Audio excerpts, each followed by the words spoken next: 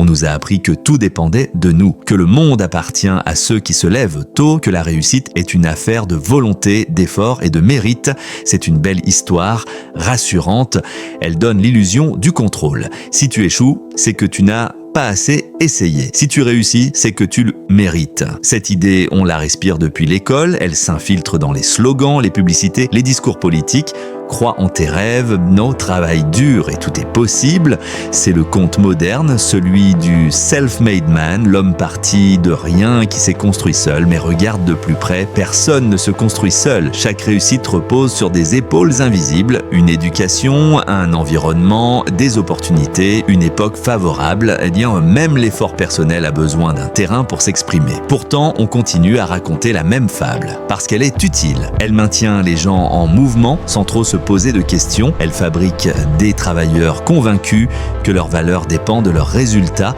Et plus subtile encore, elle déculpabilise ceux qui profitent du système. Quand un milliardaire dit « j'ai travaillé plus que les autres », le monde applaudit.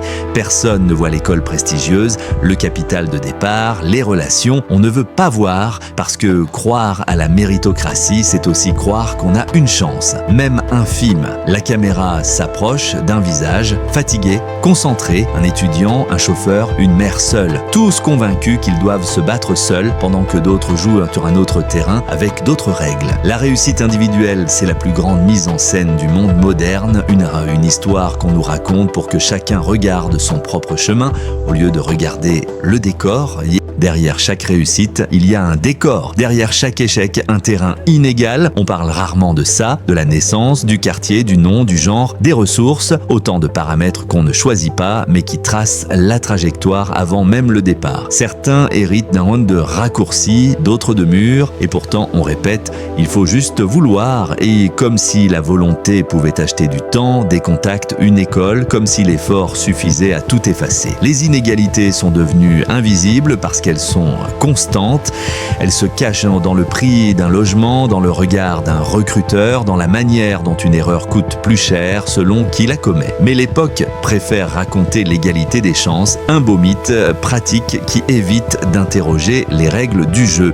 Bouge-toi, tout le monde peut réussir. C'est la phrase magique qui dépolitise la misère. Même dans le monde numérique, soi-disant neutre, les algorithmes favorisent les mêmes profils, ceux qui partent déjà visibles. L'exposition devient un privilège, alors quand un influenceur dit « j'ai réussi seul », on oublie l'équipe, les moyens, la chance du bon moment. Ce mensonge inspire et asservit, parce qu'il fait croire que tout dépend de soi et empêche de voir ce qui détermine tout le reste. On nous apprend à courir plus vite, jamais à demander pourquoi la piste est en pente. Le coureur du début réapparaît. Il avance toujours, déterminé, mais autour de lui, certains sont sur des routes lisses, d'autres s'enlisent dans la boue.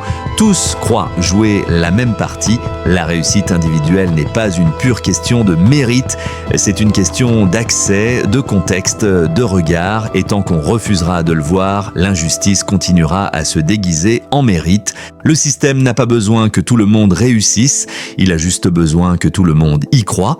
Croire qu'en travaillant assez, on peut s'en sortir, croire que le mérite finit toujours par payer.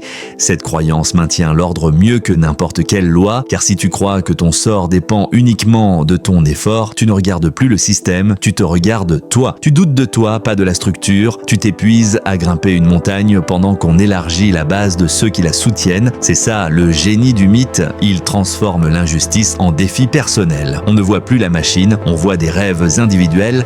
Les entreprises adorent ce récit, elles vendent de la motivation, de la culture du dépassement de soi. Elles disent famille, mais demandent loyauté et silence. Pendant ce temps, les inégalités continuent de produire les mêmes vainqueurs. Le mérite devient un outil de tri, il classe, il justifie, il apaise les consciences. Même la société s'en nourrit. On admire celui qui part de rien, mais on méprise celui qui reste parce qu'il nous rappelle ce qu'on ne veut pas voir, qu'il ne suffit pas d'essayer.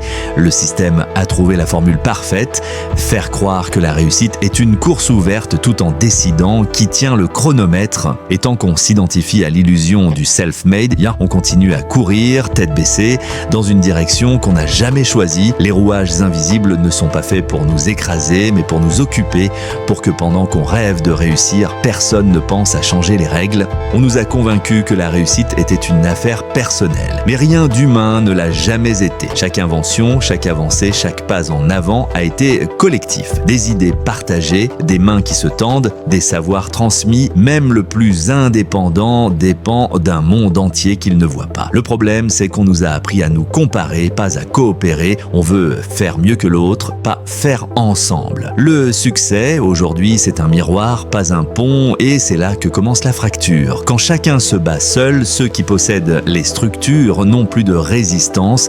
Pendant qu'on se juge entre pauvres, le système prospère en paix.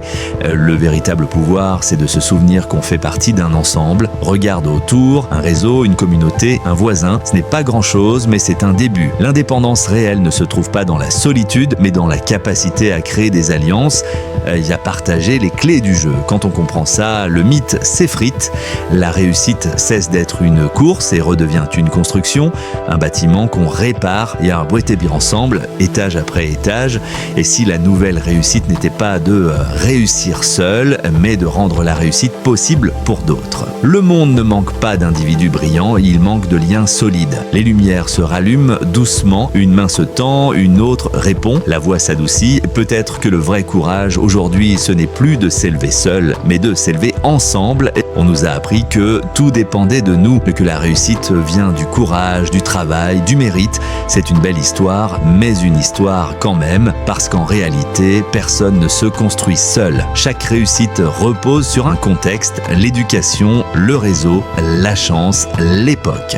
Mais on préfère croire que tout vient de la volonté, car c'est plus simple, plus rassurant. Ça fait tourner la machine. Quand tu crois que tout dépend de toi, tu ne questionnes plus le système, tu t'accuses toi-même, et pendant ce temps, les règles du jeu ne bougent pas.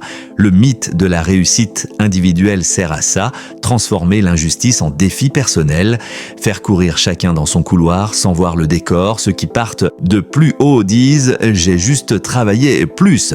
Ceux qui partent d'en bas se disent « je n'ai pas assez mérité » et le monde continue, tranquille. Pourtant, rien d'humain n'a jamais été solitaire. Chaque invention, chaque progrès est né d'un lien, mais on nous a appris à nous comparer, pas à coopérer, à faire mieux que l'autre au lieu de faire ensemble. La vraie indépendance n'est pas de réussir seul, c'est de comprendre qu'on dépend des autres et d'en faire une force. Le succès, ce n'est pas grimper au sommet d'une montagne. Inventer, c'est apprendre à la reconstruire avec ceux qui peinent à la gravir. Alors oui, travaille, rêve, tente, mais ne crois pas que ta valeur dépend de ta position. Elle se mesure à ce que tu partages, pas à ce que tu possèdes.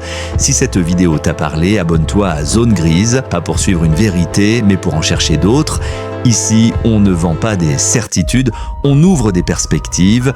Merci d'avoir regardé, merci d'avoir écouté et surtout, merci de penser. Parce que penser, c'est déjà commencer à se libérer.